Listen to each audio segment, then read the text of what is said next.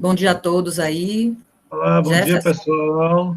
Tudo bem com vocês? Eu dou bom dia a vocês. Bom dia ao professor Wilson, bom dia, Andréa. É uma alegria recebê-los aqui nesse ambiente virtual. Estamos nesse momento de quarentena. Tivemos que interromper as nossas atividades presenciais, mas programamos uma série de atividades via remota para preenchermos as lacunas que foram deixadas com a interrupção das nossas atividades pessoais. Dou bom dia a todos os colegas que estão presentes no streaming. Dou bom dia ao professor Wilson. Esta era uma palestra que esta era uma atividade que devia ocorrer na nossa semana institucional, já estávamos com tudo programado, infelizmente, em razão das circunstâncias, não foi possível, mas agora nós temos vamos ter o prazer de ouvir o professor Wilson, que iria falar exatamente sobre esse tema na nossa semana institucional. Então, o professor Wilson, que é doutor, professor da Faculdade de Comunicação da UFBA, aqui na Bahia, tem escrito muito sobre este momento em que vivemos, sobre as questões políticas, as questões sociais que enfrentamos. Eu já, ao lhe dar bom dia hoje, disse que sou leitor assíduo da coluna que ele mantém na revista CUT, e, portanto, é um prazer recebê-los a todos. Vamos falar sobre um tema que é um tema importantíssimo, que está na ordem do dia no mundo todo, que é essa questão da democracia e os impactos sobre ela, que estão sendo trazidos pelas mídias sociais, pela internet, enfim, e ainda mais agora, nesse momento de pandemia. Bom, enfim, professor, eu dou bom dia a todos e lhe passo a palavra. Ok, bom dia a todos, obrigado pelo convite. Prazer de falar com um público diferente do público que normalmente eu falo, mais ligado à comunicação política, à ciência política e a jornalismo. Mas é isso, acho que o tema é cada vez mais interdisciplinar. Todo mundo hoje fala da digitalização da vida, e, portanto, também do Estado, da democracia, da política, então é mais ou menos por aí onde eu me situo. Tá? Eu peço desculpas de antemão pela baixa qualidade do vídeo, também do som. Na verdade, como nós não estamos no laboratório, então as condições são as condições domésticas, e parece que a internet piorou bastante nos últimos tempos da pandemia, de forma que o que nos resta é isso aí. Espero que funcione. Se cair, por acaso, aqui, eu vou tentar cabear a conexão, mas nos manteremos aqui. Pensei em trabalhar alguns blocos, eu falo primeira meia hora, e ver se a gente conversa um pouquinho, depois falamos mais meia hora, e vamos por aí adiante, tá? Vocês podem sempre intervir aí no chat, e o professor Jefferson depois me repassa aí, porque eu não posso ficar acompanhando. Tá, então, dito isso, deixa eu passar logo ao meu tema. Eu trabalho numa área que é uma área que se situa numa espécie de cruzamento hoje entre temas de teoria política, digamos assim, e aí entra temas de ciência política, mas também de filosofia política. A minha formação principal é em filosofia.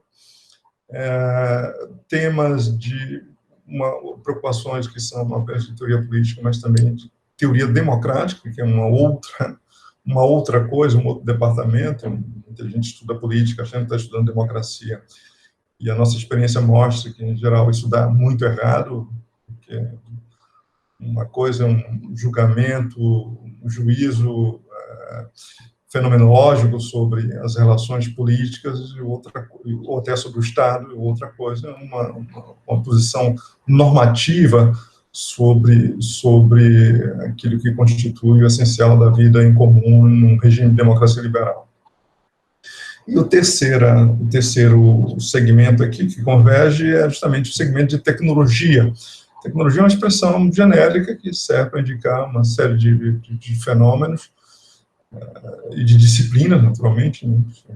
Tem gente de computação, tem gente de ciência de dados, para a qual hoje converge uma infinidade de capacidades. A minha área, que é tradicional de formação, a área de comunicação política, ela foi na direção do digital. Hoje a digitalização da disciplina, das atividades, dos fenômenos que a gente trata são uma evidência. Então, não há retorno para isso, né? Nós chegamos a esse ponto aí. Então, é nessa confluência de teoria política, teoria democrática e democracia, e tecnologia, onde eu trabalho, é onde estão esses temas que eu venho tratando há algum tempo, né? O que a gente percebe hoje com relação aos fenômenos, sobretudo da política e democracia em geral, e do Estado em geral também, né? Questão de política não significa apenas a luta política, mas também questões relacionadas ao Estado, a forma institucional da comunidade política. O que a gente percebe é um crescente, eu acho que hoje é a constatação óbvia, uma crescente digitalização de todos os aspectos da vida pública, né? E da vida privada também, da vida íntima também. Imagina agora na pandemia, como seria isso se nós todos estivéssemos reclusos em mônadas, que não têm janelas, que, portanto, não têm contato com outras pessoas, né? As pessoas já estão desesperadas e deprimidas. Imagino quão deprimidas e desesperadas elas não estariam se não tivessem recursos para conversar com outras pessoas, para falar com outras pessoas, para ter as pessoas intensamente perto delas, se não pudessem assistir o BBB em companhia de outras pessoas, mesmo as outras pessoas não estando presentes, né? não sendo suas contemporâneas, e não estando ao lado delas, imagine, né? Ou acompanhando a política nacional, isolados, cada um numa toca, sem poder manifestar, sem poder saber. Quer dizer, as nossas janelas se multiplicaram, as nossas conexões se multiplicaram, e o próprio conjunto de ações, de comportamentos, de interações que nós praticamos normalmente, eles são profundamente afetados pela nossa própria condição digital e online, né? Pude acompanhar isso tranquilamente ao largo da minha vida, não sou provavelmente um Matusalém, mas, digamos assim, eu conheci no final dos anos 80, quando estava terminando o meu doutorado, computadores sem internet, por exemplo, né? Havia os computadores com máquinas grandes de computar, literalmente de computar, e havia, já nesse momento, se produziam os chamados computadores pessoais, PC, uma expressão que nem se usa mais, mas eram os computadores domésticos. No final dos anos 80 já haviam bastante, eu estava na Europa na época, e havia a internet, que era uma outra tecnologia de uma década antes e que vinha em outra direção. Quer dizer, como se dizia na época, a rede mundial de microcomputadores. Mas eu vi computadores sem internet, depois vi computadores com internet discada e precária. Você fazia muitas coisas no computador. Uma dessas coisas que fazia são as conexões que eram possíveis para bancos de dados, para conjunto de informações que eram disponíveis, para entrar em contato com as pessoas e para fazer outras coisas, por exemplo. A primeira vez que eu peguei um computador, ele era basicamente uma máquina de escrever que tinha evoluído da máquina mecânica para a máquina elétrica, da máquina elétrica para a máquina eletrônica. Eu fiz a minha tese de doutorado na máquina eletrônica, comecei, tinha uma linha de tela apenas, e da máquina eletrônica para os computadores, que basicamente eram máquinas eletrônicas mais avançadas, mas não se consorciava as duas coisas, quer dizer, o fato de produzir eletronicamente e o fato de ter conexão, de produzir interações entre as pessoas. Depois, nos anos 90, pude acompanhar uma internet em microcomputadores, que era uma internet que a gente chamava na universidade de internet de homens sábios.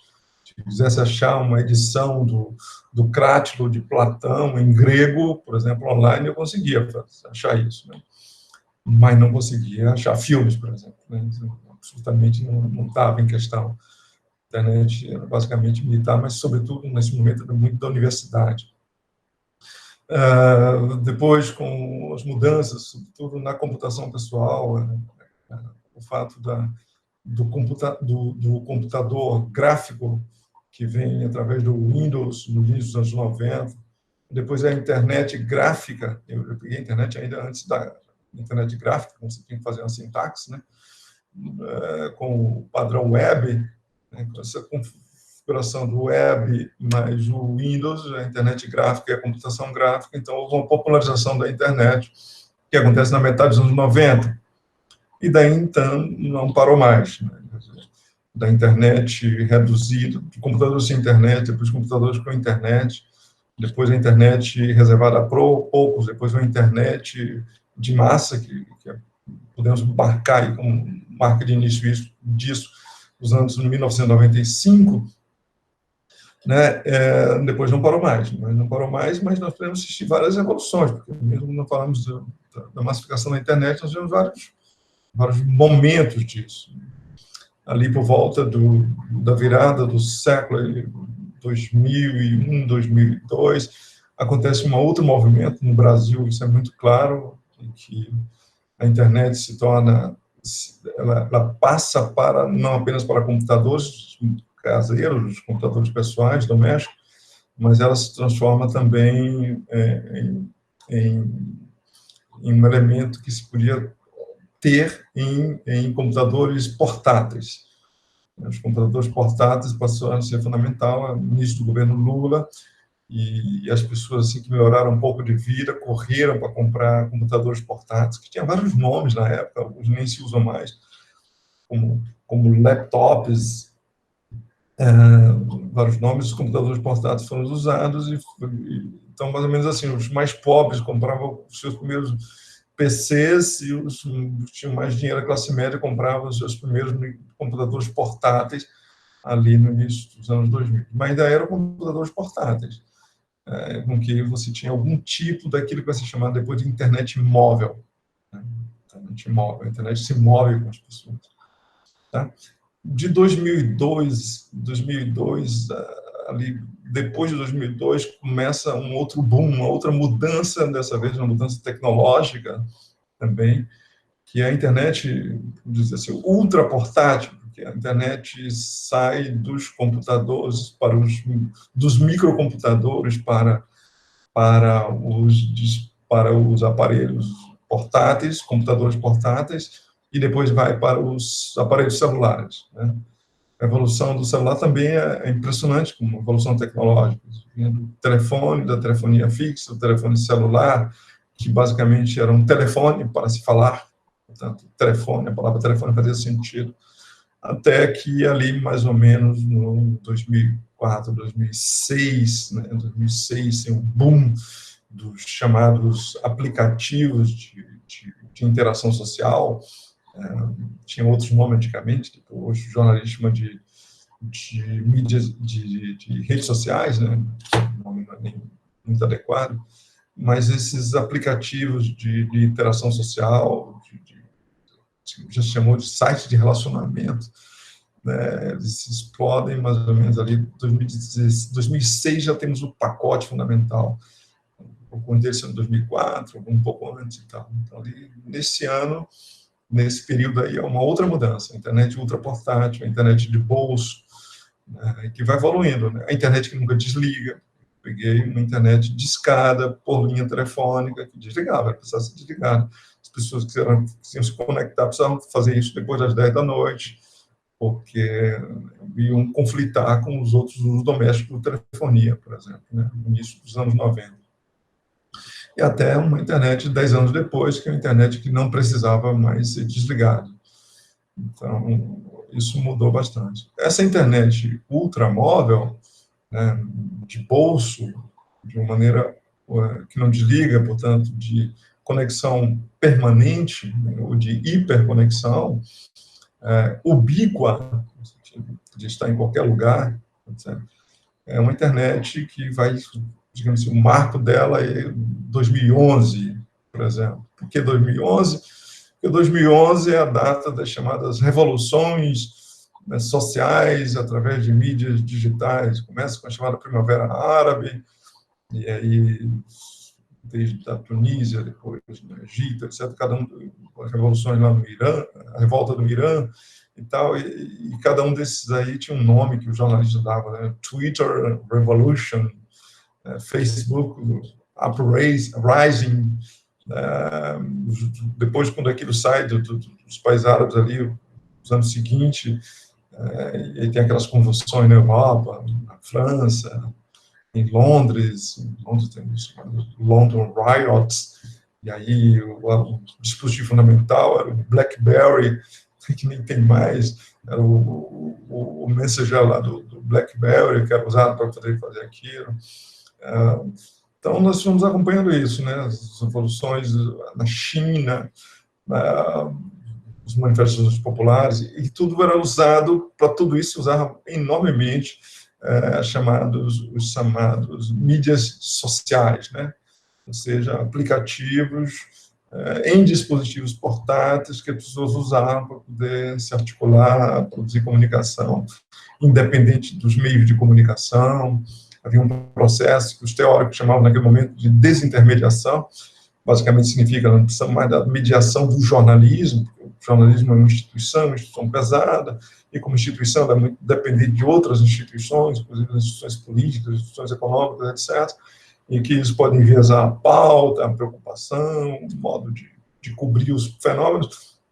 Pronto, mas nós não precisamos mais, nós podemos usar os próprios dispositivos móveis que nós portamos conosco e fazer redes horizontais de comunicação de um para muitos, todo mundo produzindo conteúdo, todo mundo consumindo conteúdo. Então, agora não precisamos mais de redes verticais de comunicação, redes horizontais de comunicação serão suficientes, e isso, de alguma maneira, vou usar a expressão, que é a expressão da moda, vai empoderar os cidadãos diante seja do jornalismo, seja dos outros, seja da política, seja do Estado, né? Vários exemplos eram dados, né? Desafiou-se o Estado em toda parte na Primavera Árabe. O Estado podia controlar o jornalismo, mas não podia controlar o Twitter, né? O Estado podia controlar o jornalismo, mas não o Facebook. Então, esses instrumentos fundamentais podia usar para o bem. Aqueles anos em que achava que mídias sociais serviam para o bem, agora estamos no extremo oposto, né? Todo mundo acha que só serve para o mal, mas de alguma maneira era isso que aconteceu em 2011. Então nós temos, veja, vocês acompanharam o arco, esse vem de 95, popularização da internet, através do chamado internet comercial, né, os seguidores e os provedores de acesso. Era uma informação, uma internet web, ela dependia de navegação, portanto, de movimentação ativa na rede para chegar aos pontos.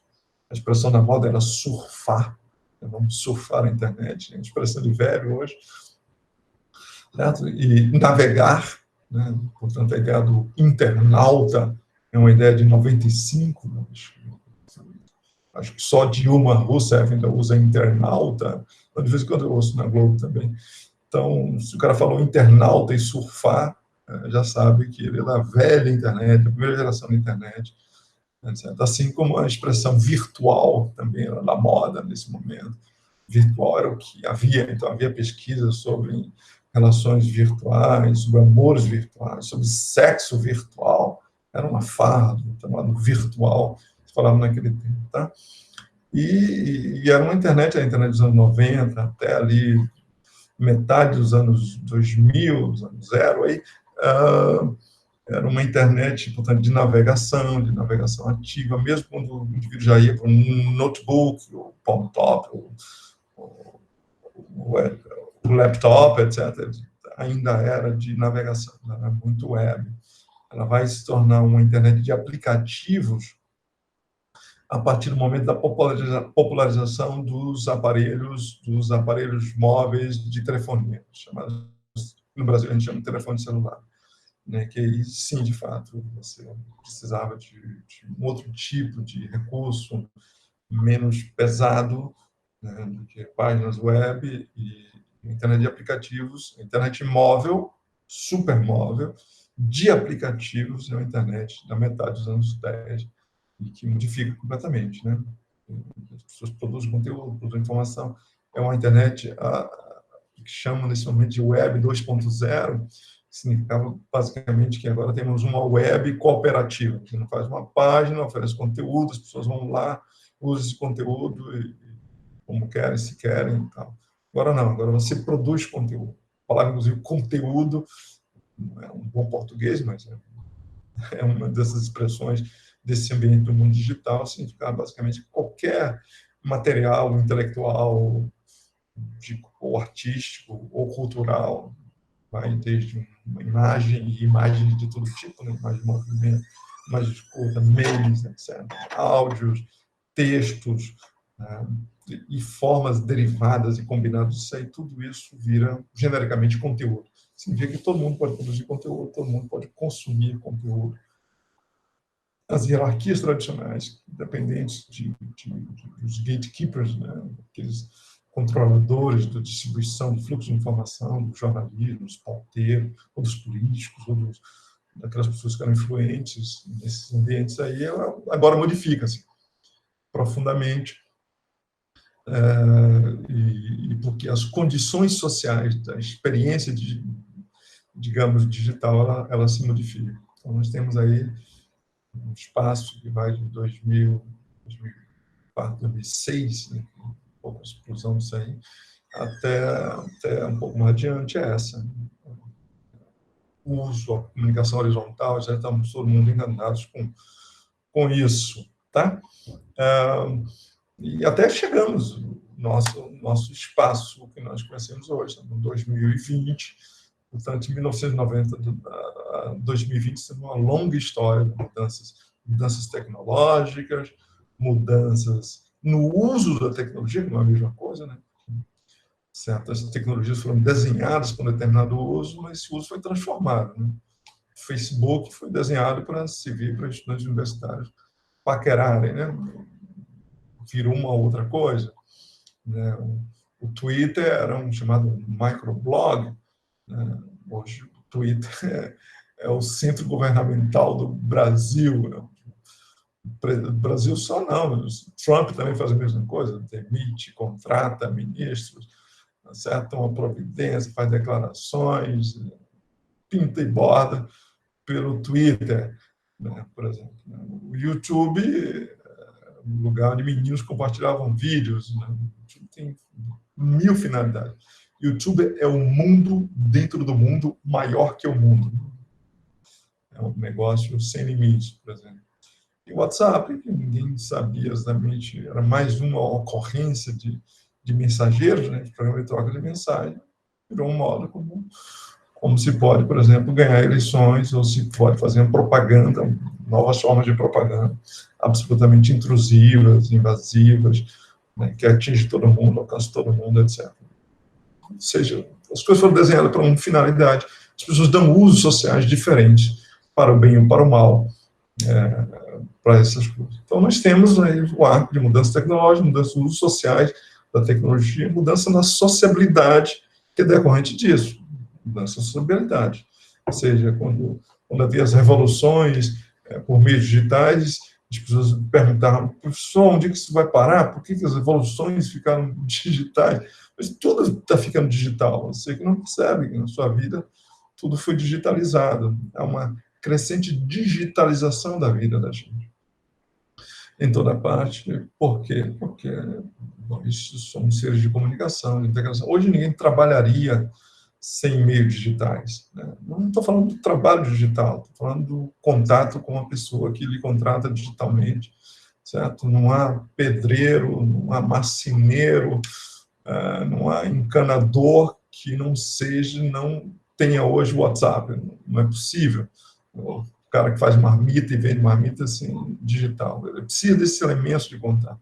As pessoas até os relacionamentos dependem desse apoio digital para sobreviver hoje. Então, tudo depende disso. É uma crescente digitalização da vida, uma proporção que a gente não se dá conta dela.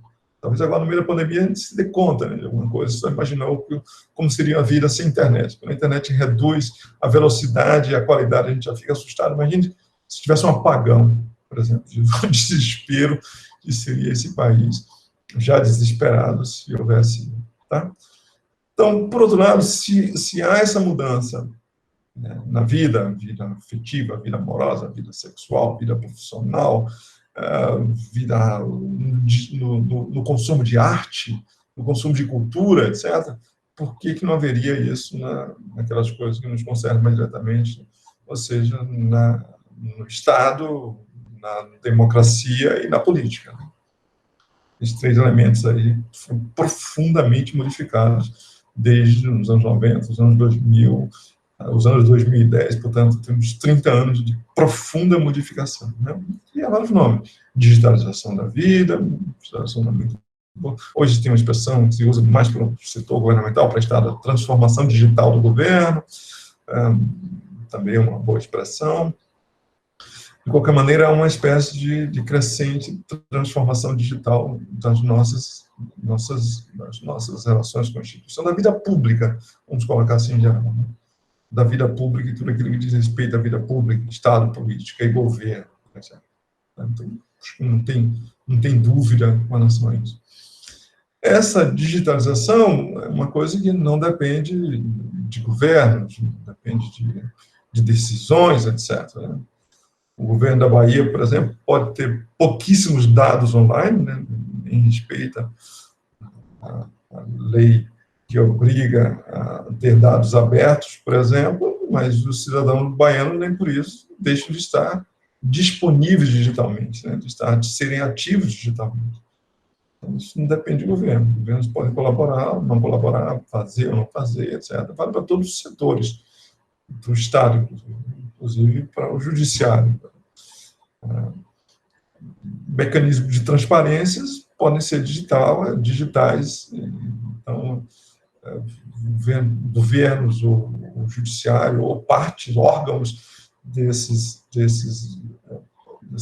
setores do Estado, eles podem produzir mais conteúdo digital, tomar mais iniciativa, digitalizar mais, ou se transformar-se mais digitalmente, obedecendo a norma de um tipo ou de outro, mas isso é bem possível. Isso depende.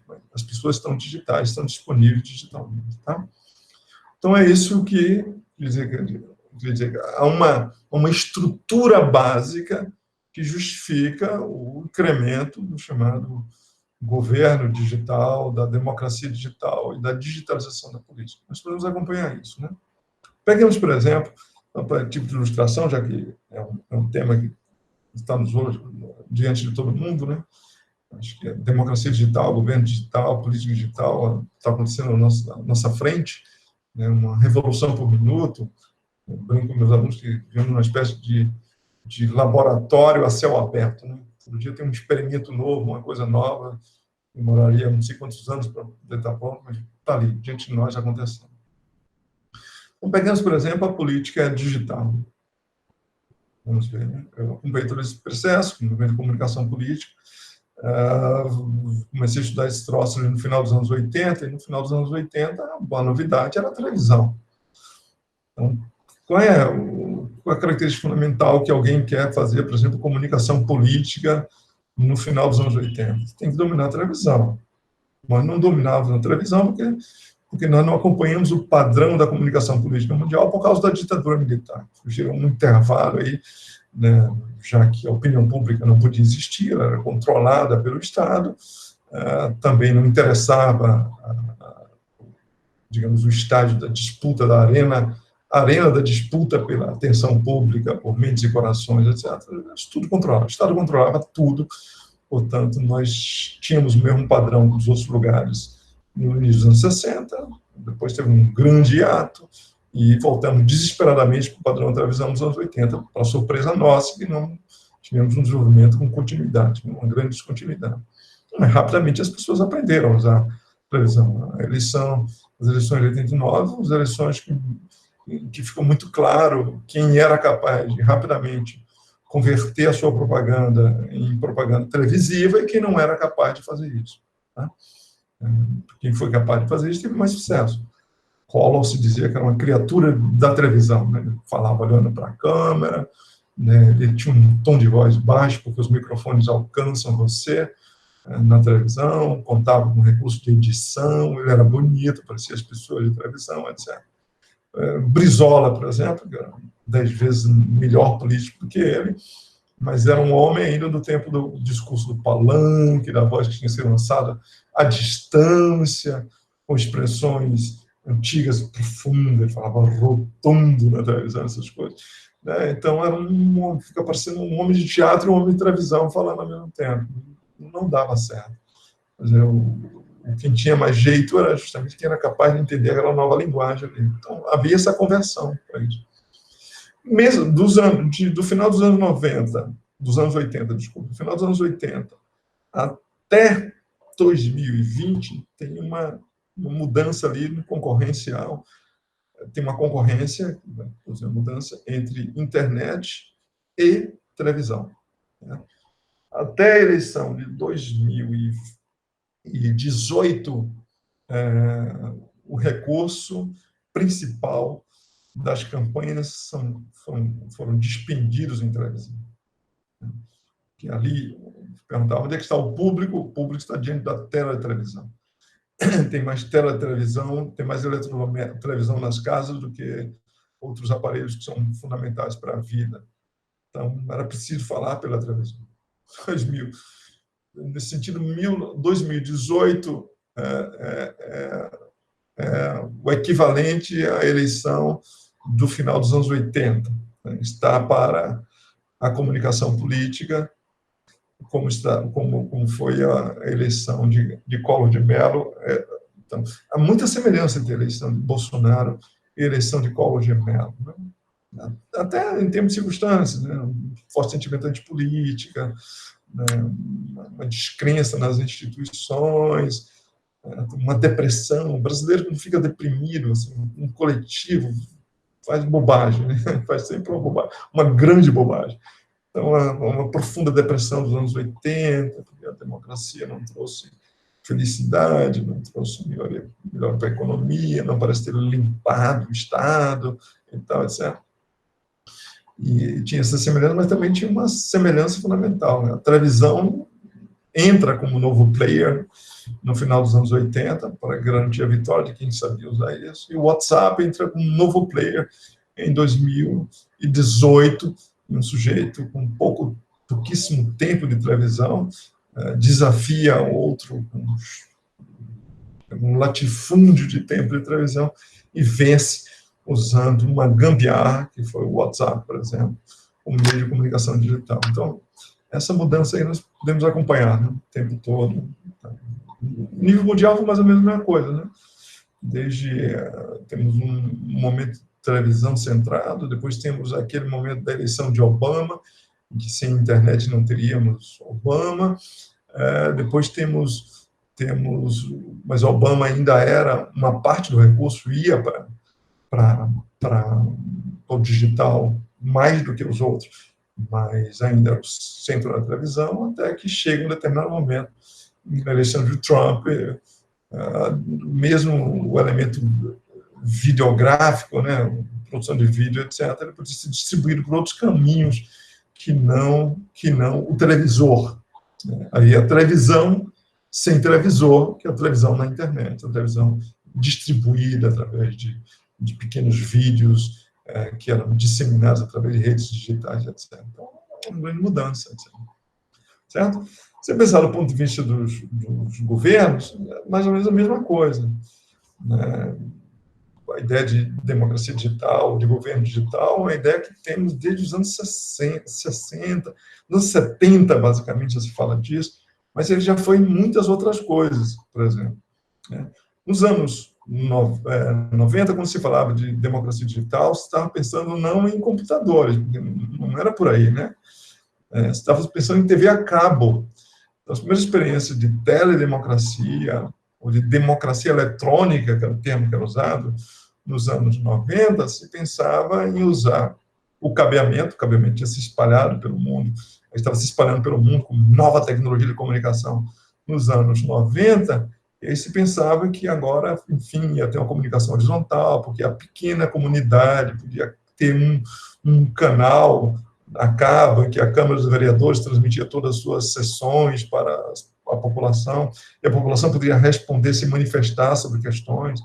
Nos Estados Unidos, uma empresa desenvolveu uma tecnologia em que se colocava uma espécie de aparelho em cima do televisor e a partir daquele aparelho, ou o Estado ou o município podia fazer perguntas aos cidadãos, que se tivessem respostas fechadas, 1, 2, 3 respostas, luzinha verde, vermelha, azul, e aí fazia aquelas questões, através desse canal, as pessoas apertavam um botão, como os medidores hoje do Ibope, e aí davam resposta, e a resposta chegava lá, etc. Isso havia uma espécie de sondagem de opinião.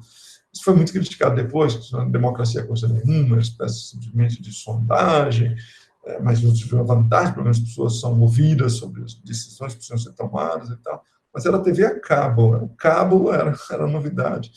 Nos anos 70, 80, nos anos 90, então, desculpa, nos anos 80, então, isso explode e tal. Quando o computador conectado à rede entra em cena, nos anos 90, que a ideia de democracia eletrônica ou de governo eletrônico passa para uma outra coisa, passa para um outro meio de comunicação, que era justamente a internet. Então, é importante notar que houve essa evolução. Nos anos 90, mesmo, à medida que ia aumentando a popularização, você ia aumentando experimentos, ou aquilo que a gente chama de iniciativas, são iniciativas produzidas por governos ou pela sociedade. Né? São dois atores produzindo iniciativas que serviram de alguma maneira para usar recursos digitais para produzir alguma coisa. Né? Essa é alguma coisa que a gente tem que qualificar diferentemente.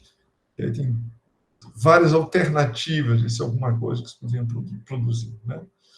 O que a gente chama de democracia digital é quando você usa iniciativas ou projetos digitais, que se apoiam em tecnologias digitais, em recursos digitais, para produzir mais e melhor democracia. A gente brinca um pouco assim, usando aquela brincadeira com o título do filme, More and Better Blues, mais e melhor democracia. O que significa produzir mais e melhor democracia? Significa que você pode fazer coisas como, por exemplo, suplementar elementos da democracia, como participação. Né? Você pode fazer coisas como suprir déficits democráticos, de participação, por exemplo. Participação social, primeiro se falava isso nos anos desde que eu me entendo por gente, trabalho com teoria política, sempre uma reclamação do grande déficit de participação social nas decisões políticas, por exemplo. Então, você poderia suprir déficit. Então, você pode suplementar, você pode suprir déficit, você pode melhorar a democracia. Melhorar a democracia. Tudo aquilo melhora a democracia quando? Quando a democracia supõe que você tem um conjunto de atores, mesmo se você coletivizar esses atores têm diferente poder, né, diferente cota de poder. Por exemplo, quem governa o Estado tem uma cota extrema de poder, né? Não precisa ser como o Bolsonaro, que não consegue distinguir governo de Estado, e, portanto, essa distinção republicana básica entre governo e Estado lhe escapa, de forma que ele acha que quem ganha o governo, eleitoralmente, ganha o direito de governar, ganha também o Estado de brinde. O Estado vem como um brinde, que ele pode fazer o que quiser, pode, portanto, usar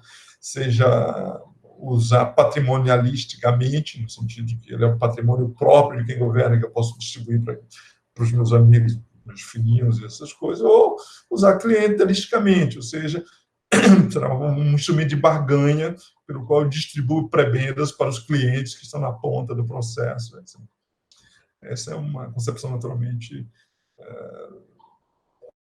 não republicana de governo. Ao contrário, a concepção republicana, portanto, democrático-liberal de governo, é uma concepção em que se supõe que nós temos vários atores e que o soberano do Estado, o povo, é um desses atores e que os outros atores do Estado, quem governa, portanto, o governo, o judiciário, o legislativo, não pode ser mais poderoso do que o povo e os seus interesses, né? Os interesses do povo, interesses naturalmente positivados na Constituição, em constituições liberais. Tá? Então é isso. Então você faz mais democracia quando você, nessa competição entre os vários atores que estão concernidos pelas decisões políticas, decisões que afetam a vida de todos, você privilegia o soberano popular, privilegia o povo. Isso é, digamos, o máximo de democracia que se pode esperar. Isso significa o quê, basicamente? É muito abstrato ainda. Bom, tentando ser menos abstrato. Você tem determinados requisitos, são requisitos fundamentais da experiência democrática desde sempre, né, que são constituintes da experiência democrática. Tá? Começar pelos valores básicos, liberdade e igualdade política, igualdade e liberdade política, acho que é assim que os gregos viam a coisa, mas, sobretudo, as formas como se pode garantir, assegurar a igualdade e a liberdade política como um fator fundamental. Então, que serve para garantir? Bom, participação. Né? Se o governo e o Estado é um jogo que cada vez tem menos gente jogando, mais gente assistindo, ou depois, como acontece se diz nos anos 80, né? Tem cada vez menos gente jogando e menos gente assistindo. O jogo é um jogo que se faz privadamente, que apenas algumas pessoas são do mandato, tomam todas as decisões conforme seus próprios interesses. Então, não tem uma relação horizontal entre quem exerce o mandato em nome do povo e o soberano e os seus interesses, etc., que possa cobrar e tal. Então, participação é fundamental. Significa, de uma maneira, o Estado ou os tomadores de decisões se tornarem, de uma maneira, porosos ao interesse da sociedade, seja da sociedade civil organizada, como a esquerda gosta, seja da sociedade dos cidadãos avulsos. Essa é uma concepção mais liberal. Eu acho fundamental defender, né? Não precisa de um CNPJ para poder participar e contribuir com a sociedade, com o Estado, né? Quer dizer, o indivíduo singular não é republicanamente imprestável, como diz a tradição da esquerda, né? Ao contrário, nós vivemos cada vez mais singularmente. Aliás, uma das características da comunidade, da sociabilidade digital é a possibilidade de cada um poder se expressar singularmente, a prescindir de coletivizar-se em um CNPJ qualquer, em uma ONG ou qualquer outra forma desse tipo. Mas, seja de um jeito ou de outro, a ideia da participação significa eu, cidadão, não sou republicanamente imprestável. O que eu penso, eu posso dizer.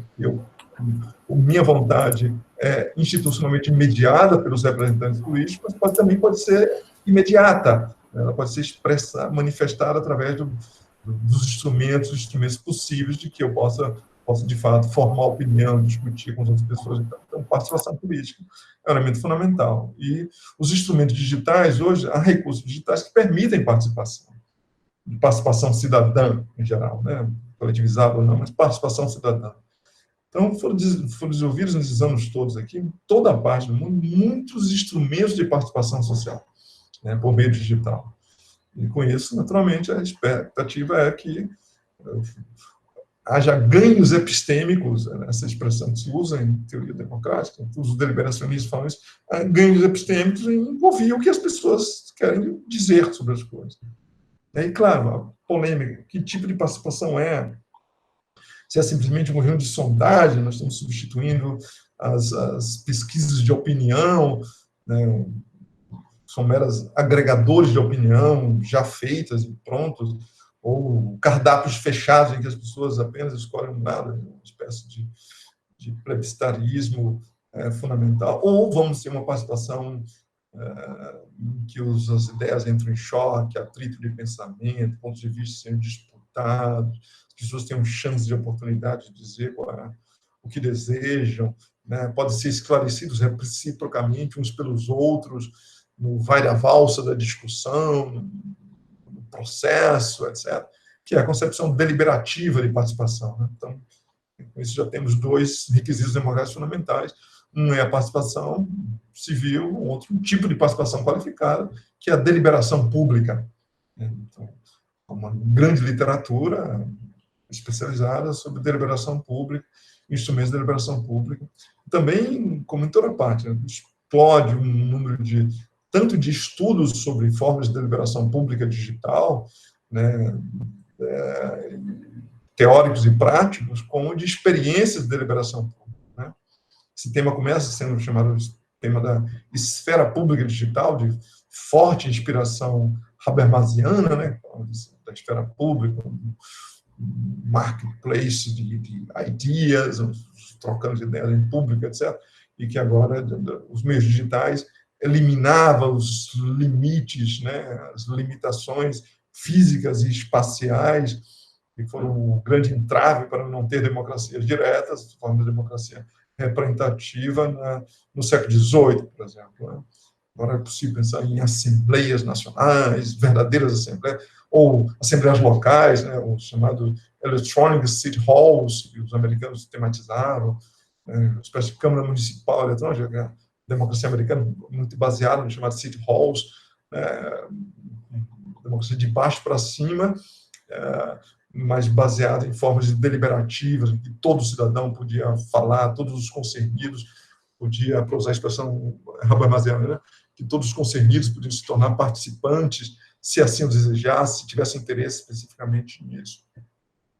Então havia muitos estudos, começam com o problema da esfera pública eletrônica, à medida que a literatura vai mudando, depois que Habermas é publicado em inglês, a tradução da esfera pública de Habermas, lá de muda a esfera pública, depois vira um outro livro que Habermas é provocado a fazer sobre direito e democracia, por exemplo, e aí o debate se espalha pelos Estados Unidos sobre as novas formas de deliberação. O tema vira deliberação pública, tipo tema dos anos 90, em teoria democrática, em filosofia política, e se espalha, e havia muita esperança, muita expectativa que os meios digitais fossem meios básicos, insumos fundamentais, facilitadores de uma discussão pública alargada sobre temas de interesse comum. Muitos lugares desenvolveram ferramentas para isso. Né? Os australianos foram muito pródigos nisso, fóruns online foram desenhados e projetados, muitas experiências de fóruns online. A Inglaterra foi, na verdade, o Reino Unido, né? Foi um lugar onde se experimentou bastante. Até hoje há bastante experiência nisso. Westminster chamou muitos colegas de universidades britânicas para desenhar experimentos de deliberação online, né? Foram feitas. O Parlamento da Escócia foi desenhado já para ser muito baseado em deliberações online, né? Um desses modelos em toda parte. Aí. O governo Barack Obama também criou muitas iniciativas em que havia espaço para deliberação. No Brasil, houve muito, né? A Câmara dos Deputados foi muito avançada em nível mundial, até Cunha, mais ou menos, em nível mundial, com grandes experimentos de deliberação online. Né? A experiência de discussão do Marx pela internet, chamado Broad Law, que hoje se fala, as formas de colaboração, de crowdsourcing na produção de leis, que envolve deliberação, envolve participação. São muitos. Eu quero dizer que há um sem número de experiências nesse sentido, e sempre centrada nisso. A deliberação é outra dessas dimensões. Nos países onde tem uma forte tradição de consulta pública, por exemplo, não é o caso brasileiro,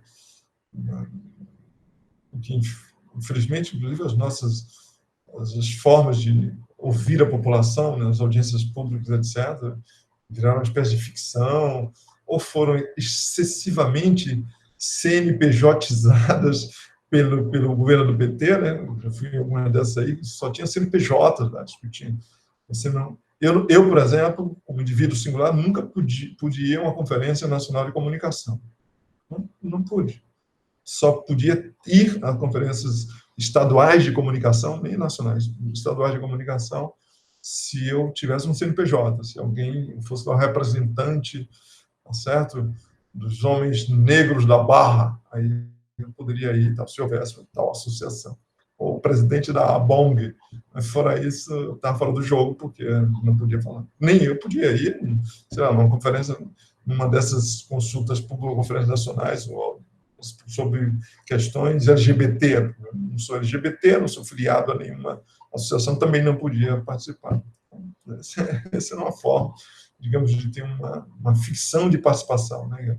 A representação da representação da representação. Essa, eu brincava um pouco isso aí, eu falei uma vez para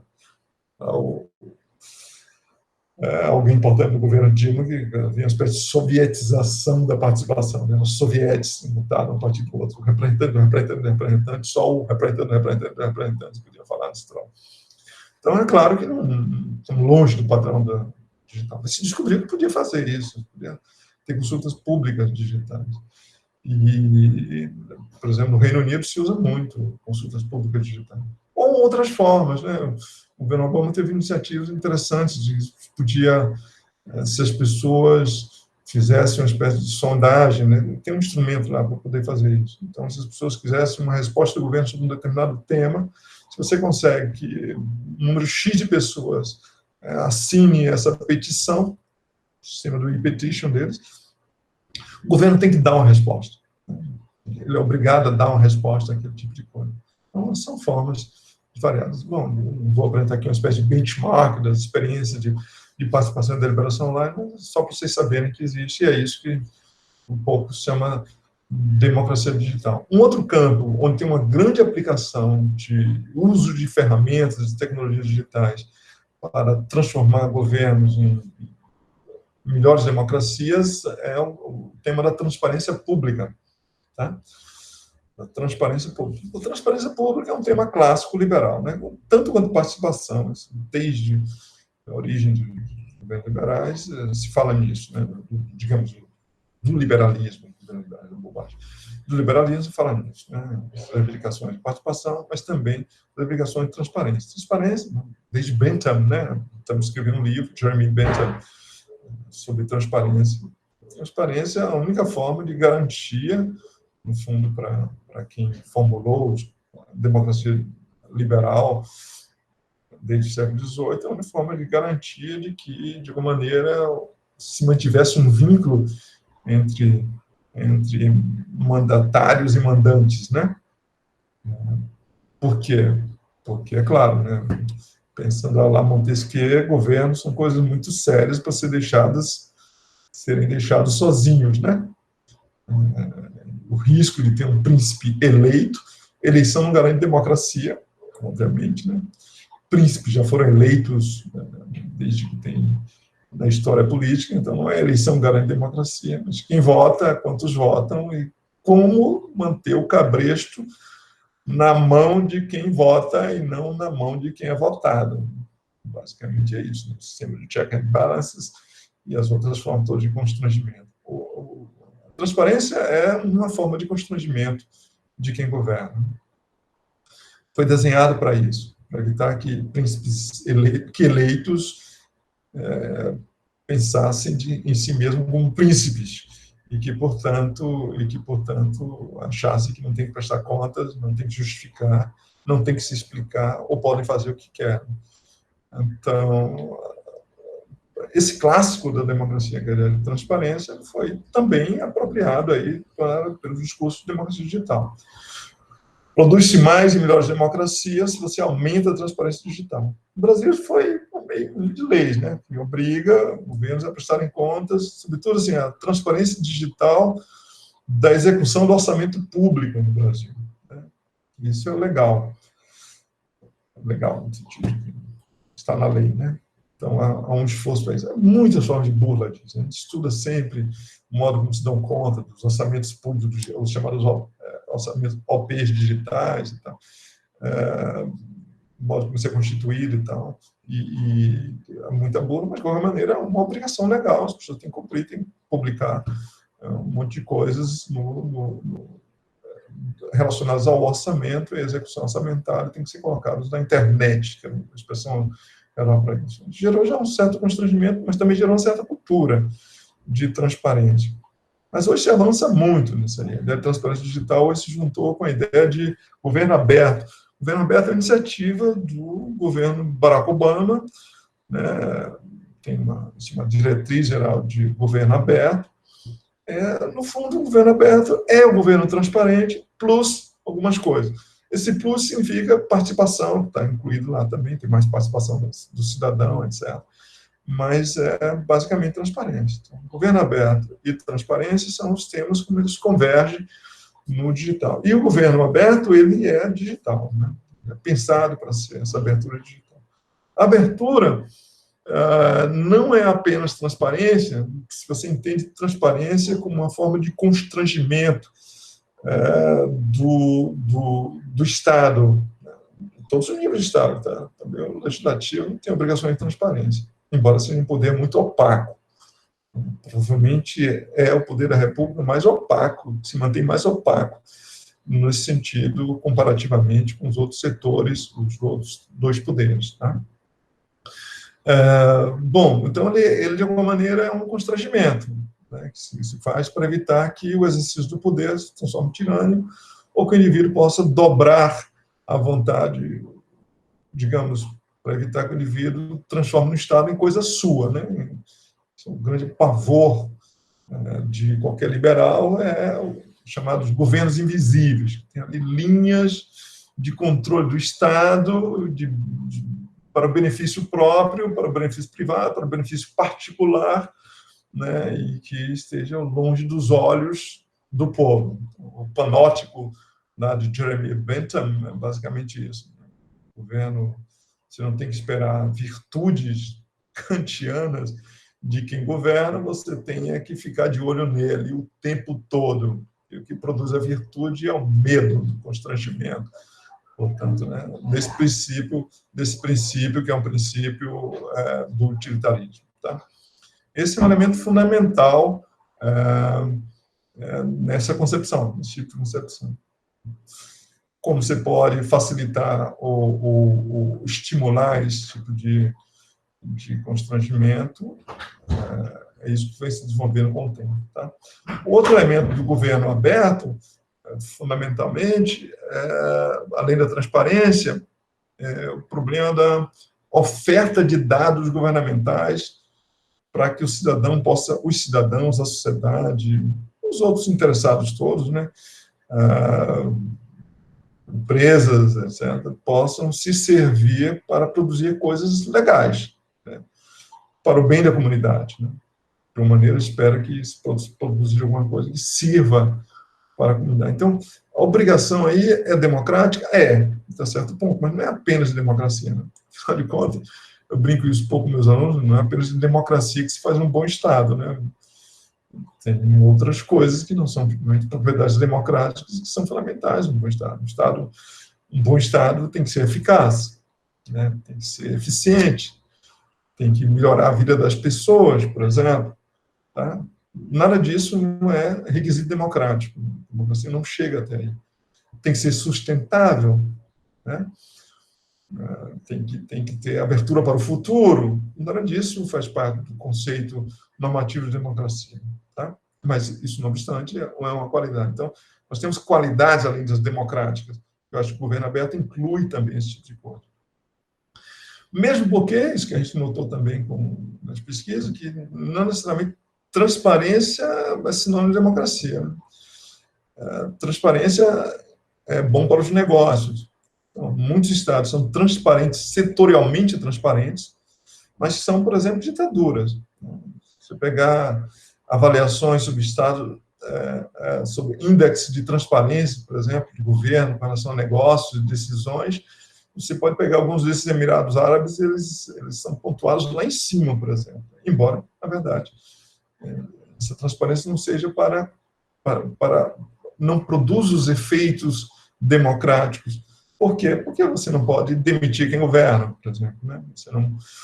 A transparência não está vinculada a mecanismos de accountability, de obrigação de prestação de contas e possibilidade de aplicação de sanções sobre o ente ou ator governamental que presta contas quando ele faz alguma coisa errada. Abusa da sua autonomia, do seu critério, do seu poder discricionário contra o interesse público, por exemplo. Né? Então, transparência é importante, mas só quando ela é vinculada democraticamente. Ela é sempre importante, né? Mas só é importante democraticamente quando ela é vinculada a mecanismos de accountability, né, de prestação de contas com possibilidade de sanções, né, relacionadas a isso. Prestação de contas que não tem as sanções não é literalmente prestação de contas. Então, governos se explicam, né, governos são transparentes, mas eles também devem se explicar, né, ter a obrigação de explicar-se diante do cidadão. Significa, de alguma maneira, se tornar vulneráveis diante do cidadão, o reconhecimento do cidadão. Não só dos cidadãos, por meio dos órgãos horizontais do Estado. A principal forma de accountability é a accountability horizontal. Você tem outros órgãos do Estado que recebem em nome do cidadão essa prestação de contas, ou receberiam em nome do cidadão essa prestação de contas, que pode aplicar algum tipo de sanção. Bom, é isso. Então, os instrumentos básicos, digamos, de democracia digital, mais participação, mais deliberação pública, mais transparência ou openness, né, mais abertura e tal, são elementos fundamentais para a exploração, digamos, pró-democracia, portanto, pró-cidadão, né, dos governos, dos estados, dos poderes, etc. Esses são elementos fundamentais. Claro, outras dimensões são dimensões fundamentais da democracia, pensando no padrão da democracia liberal, né? Acesso à justiça, por exemplo, um acesso igualitário à justiça é fundamental. Você pode se ver de inúmeros instrumentos, há um benchmark também muito grande sobre instrumentos de acesso à justiça, né, de maneira que todo mundo possa ter acesso à justiça, até mesmo a compreensão do funcionamento do Estado. Né? O Brasil é um país muito complicado. A gente fica reclamando que Bolsonaro não consegue fazer distinção entre governo e Estado, mas eu acho que uma parte do brasileiro não consegue fazer distinção entre governo e Estado. Então, a própria compreensão do Estado, a compreensão da relação do governo e do Estado, a sensação e a percepção de si como soberano da democracia, esse tipo de formação democrática é um elemento fundamental, por exemplo, para o incremento da democracia. A obtenção, a facilidade na obtenção de justiça para todos, etc., né? Diminuição do custo de acesso a determinados recursos, há muitas coisas, abertura de canais para vozes de grupos minoritários oprimidos, por exemplo, em geral, pelos caminhos institucionais habituais, não conseguem ter voz, se expressar, ser ouvido, ser considerado, etc. Entendeu? Então, uma democracia, o pluralismo é essencial à democracia liberal, tem instrumentos, portanto, que permitam que grupos que são marginalizados, que têm menos, na competição da comunicação, eles têm menos canais, possam, de fato, ser ouvidos. Sobretudo quando são concernidos com relação a alguma coisa, a um fato específico, sei lá. Uma tese recente sobre um sujeito, sobre os afetados por hidrelétricas. O governo faz represas, aí afeta uma enorme massa de população. As pessoas não são nem consideradas, por exemplo.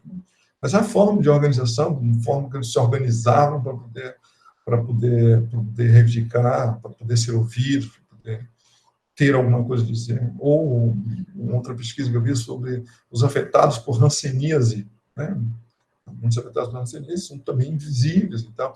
Então, essas são formas fundamentais pelos quais se pode produzir mais democracia. Estou dando apenas algum exemplo dessa. Então, para além de transparência ou abertura, para além de participação deliberativa, para além da deliberação pública, há outras coisas que são fundamentais. Além, naturalmente, todas aquelas coisas que se acoplam sobre a plataforma da democracia, mas que não são propriamente valores democráticos, né? Não são decorrência direta dos valores democráticos, mas que são importantes, né? Questões de sustentabilidade, questões de eficácia, questões de eficiência, questões de diminuição de custos, etc. Sempre benefícios democráticos para nós aí, mas as pessoas precisam. A ideia de boa vida, né, de uma boa vida é uma ideia importante, normativa, para além do chamado bem comum. Né? O bem comum é um conceito republicano, boa vida, uma vida boa, é um outro conceito que se estabelece a partir desse. Não pode existir sem esse, mas além disso tudo. Então, é isso que é a democracia digital. Esses são os instrumentos da democracia digital. Os instrumentos, as experiências podem vir de todos os lados, podem vir de baixo para cima, chamado, né? chamado bottom-up, né? Pode vir de baixo para cima, então ser experiências produzidas pela própria sociedade. Você pode ter ONGs de transparência, muitas, né, de transparência, que facilitam o acesso e a compreensão das pessoas às contas públicas, por exemplo, né? Não são gastos e tal. Produzem constrangimento sobre o governo, lembra desse sistema de robôs chamado Sentinela, Serenata de Amor, que eles desenvolveram uns bots lá que, quando tem um gasto incongruente de algum parlamentar, eles emitem um alerta. Então, descobriu que o cara jantou 3 vezes essa noite em Nova York, por exemplo, com dinheiro público. Descobre esse tipo de coisa. É um instrumento da sociedade. Assim como tem também de bottom-up, né? Ou top-down. A Câmara dos Deputados tem lá um fórum deliberativo para discutir um projeto de lei, por exemplo.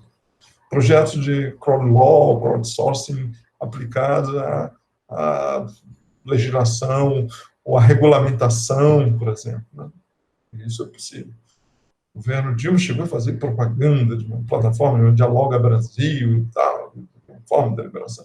Não teve nada, gastou mais dinheiro em espuma do que em eficiência, e nem sempre esse negócio funciona, porque você precisa colocar um torrãozinho de açúcar, né, para que as pessoas vão fazer, para que as pessoas queiram ir participar disso, né, mas faz parte.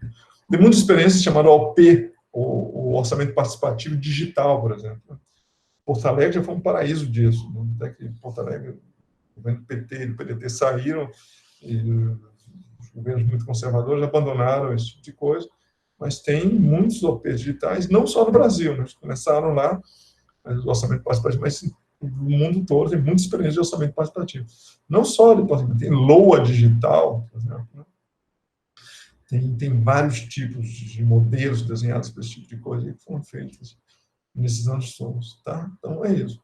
Um outro elemento, assim, que eu acho que é importante falar, é que a gente fala muito do digital, mas nessa mudança fundamental que acontece durante esses anos todos que eu narrei para vocês, dos anos 90 até 2020, tem um elemento que eu acho que tem que ser levado em consideração, que não é apenas a digitalização é uma revolução fundamental, mas, ao lado da digitalização, tem uma segunda revolução acontecendo. Ela ficou mais evidente ali na metade dos anos de 2010, 2016, basicamente. Nós temos perfeita consciência dessa, que é a chamada datificação. Datificação e digitalização não são a mesma coisa, embora a datificação só aconteça por causa da digitalização. A datificação consiste, basicamente, na ideia de que tudo que nós fazemos digitalmente, nós todos estamos digitais, né? Digitais. Fui caminhar, deixei rastros digitais, marcas digitais, né?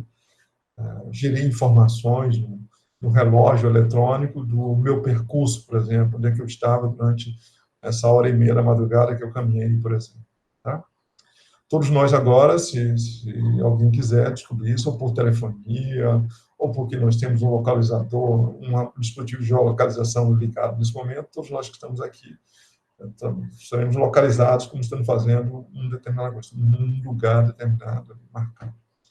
Certo? O que nós compramos agora, nossas feiras e supermercados digitais, nossas demandas nos aplicativos, o fato que estamos usando mais iFood do que Uber, né? Tudo isso é marcado, todos são marcas digitais. Né?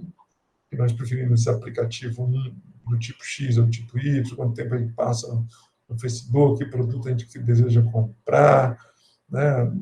Nós estamos todo o tempo produzindo marcas digitais, rastros digitais. E essas marcas e rastros podem ser recolhidos e trabalhados, né? Podem ser tratados. E aí tem a minha, tem a sua, e tem mais de 200 milhões de pessoas produzindo o tempo todo rastros digitais, que é o nome mais genérico que podemos dar para isso. Né? E esses têm um gigantesco volume de dados das mais variadas naturezas. Né? Veja agora esses serviços que descobrem qual o nível de isolamento social que há nas grandes cidades brasileiras. Isso tudo é baseado em geolocalização, né? E ninguém pediu informação, ninguém autorização, ninguém para ver isso, para mexer nisso, etc. Mas, basicamente, você sabe se as pessoas estão se movendo ou não. Se sabem para o bem, sabem também para o mal, se for necessário, né? descobrir. As pessoas se deslocando quanto tempo está. Se a prefeitura resolve descobrir, analisar, por exemplo, o que fazem as pessoas aqui no Carnaval, de fato ela fez isso, quer dizer, contrato de serviço as operadoras dizem para você quantos números não 071 estiveram aqui em Salvador durante o período do Carnaval, por onde se moveram, quantos dias ficaram, em que lugares especialmente as pessoas passaram, certo? Isso é fundamental. Isso você pode descobrir, por exemplo. Tudo isso é dado, né? Tudo isso é informação. Além do próprio fato que o governo, por si, por natureza, é o maior acumulador de dados, né? O governo precisa de dados para tudo, dados para cobrar impostos, portanto, saber quanto eu gasto, digamos, a frequência com que eu gasto, etc., para saber se isso é compatível com o que eu ganho. Né? O governo tem dados de segurança pública, saber entrar num hotel, um negócio, despeja lá num hotel qualquer, um conjunto de 10, 12 dados importantes, identificados. Ninguém fala disso, a gente fala de dados digitais, mas esses dados hoje são digitalizados. É muita informação que precisa oferecer sobre isso. Depois, tem os dados, são dados necessários para cuidar de mim, os dados do SUS. O SUS é um grande catalogador de dados, tem um número gigantesco de dados. Os dados governamentais podem ir para o mundo paralelo, recolhe o dado, mas não sabe o que fazer com isso, né? Que frequentemente é nosso suspeito. Você tem dados que todos os dados são operacionalizáveis, né? Eu estive recentemente na Alemanha, convite do governo alemão para aprender e falar sobre a experiência de governo digital, na Alemanha, por exemplo. Então, fui em alguns laboratórios que eles têm lá. Em Berlim tinha um muito interessante, em que se rastreava todo o movimento das pessoas em bicicleta, né? Existiam lá os mapas da cidade colaborativo com as rotas de bicicleta, para onde as pessoas iam, que hora as pessoas iam, com as rotas mais frequentes, com isso eles conseguiam monitorar uma série de coisas, né? No momento. Ainda usava a bicicleta, ou fazia um outro sistema que era relacionado a isso, para ver a poluição da cidade, né? O nível de poluição da cidade, para tomar providência, inclusive, né? A pessoa não saiu de casa hoje, etc, etc. As pessoas colocavam um sensor na sua própria janela e, portanto, eles sabiam a qualidade do ar em toda a cidade a partir de determinado momento. Então, são dados, você pega dado, usa o dado para o bem ou para o mal. A prefeitura aqui tem instrumentos de uso de dados para o trânsito, por exemplo, né? Tem essa checagem eletrônica. Dados, entenderam a coisa. Então, uma datificação, uma extrema datificação pode ser usada para tudo. Pode ser usada no estilo Cambridge Analytica para poder ganhar a eleição, descobrindo, por exemplo, que uma determinada rua, numa cidade pequenininha, não tinha ainda recebido nenhuma visita de ninguém da oposição, que era a hora da gente ir lá visitar, por exemplo, né? Ou descobrindo, por exemplo, se a gente quiser fazer aqui que uma epidemia de chikungunya na rua X ou na rua Y do bairro de Pau da Lima, se fazer isso, uma providência necessária. Isso, para o bem e para o mal, tudo pode ser feito. Aliás, isso é importante saber, dizer, né? Tudo que pode ser usado para o bem, para a democracia digital, pode ser usado também para a opressão digital, para o autoritarismo digital. São os mesmos recursos.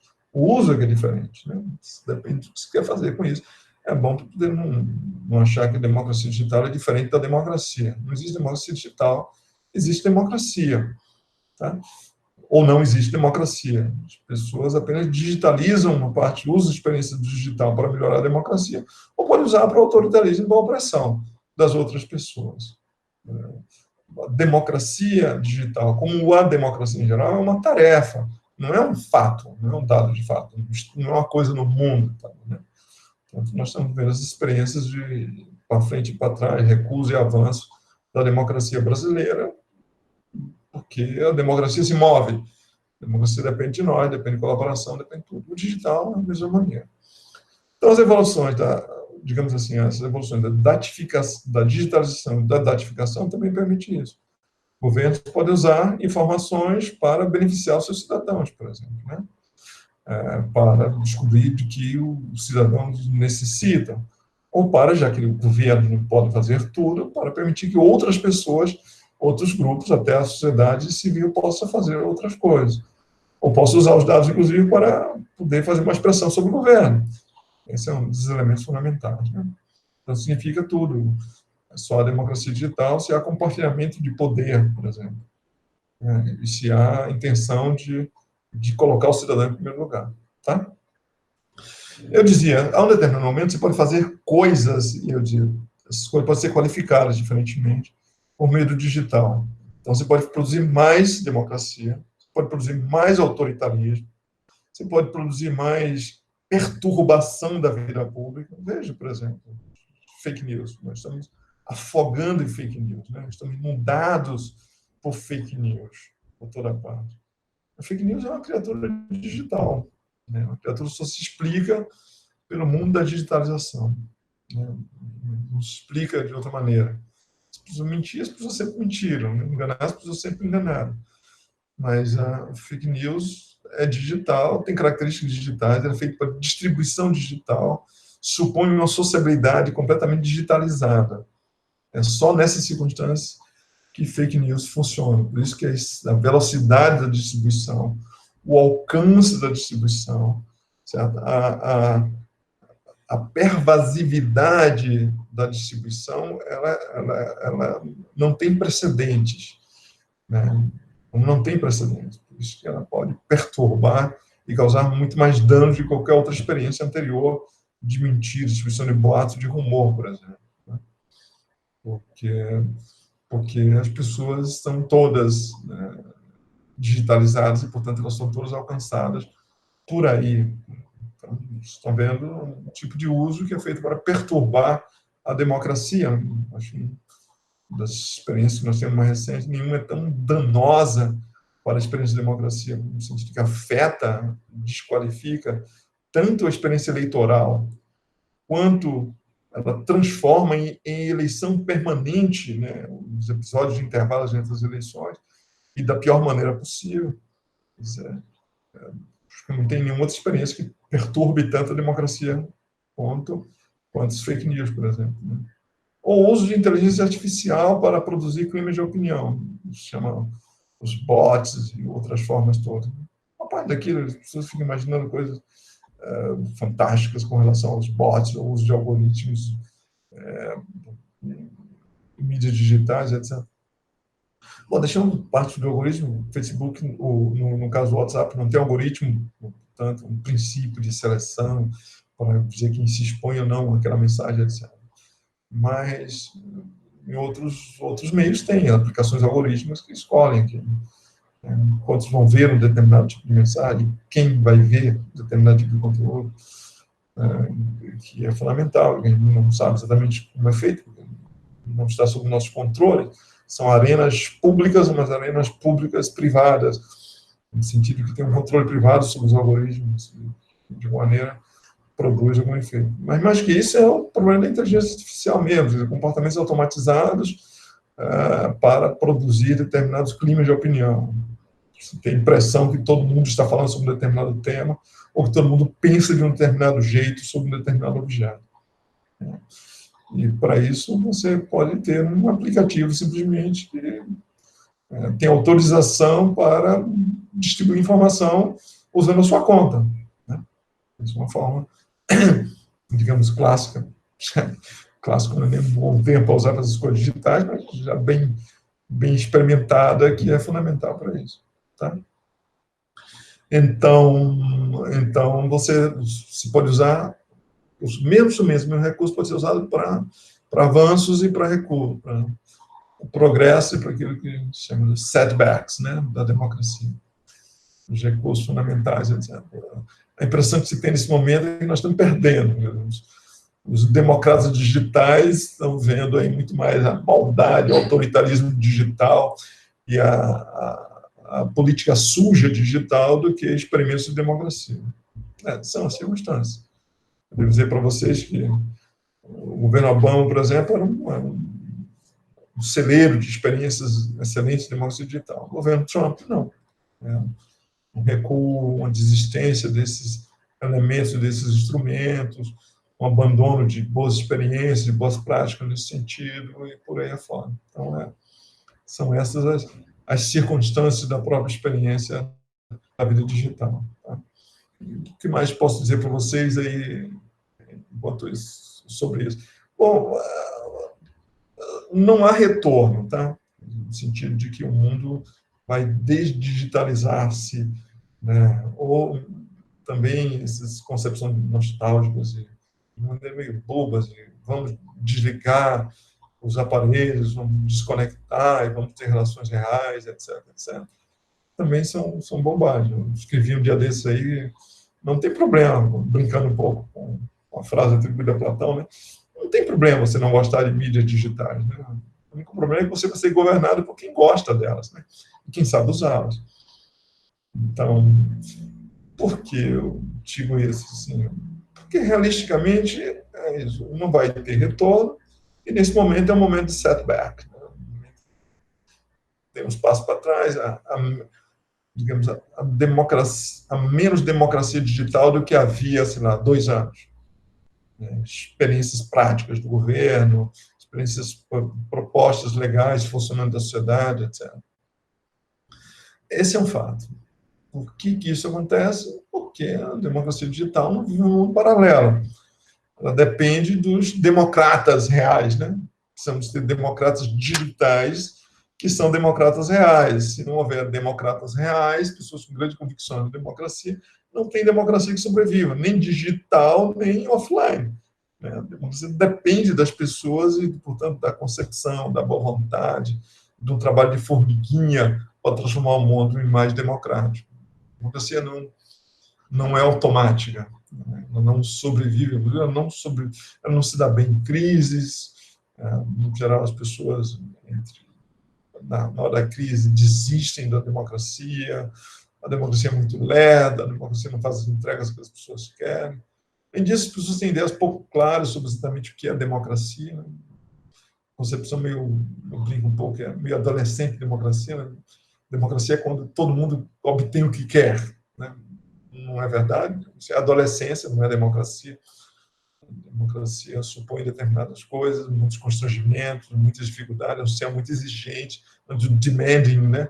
Muito exigente, então não é verdade. Então, a segunda coisa é essa. A terceira tem as próprias circunstâncias políticas, né? A democracia entrou em parafuso um pouco no mundo aí.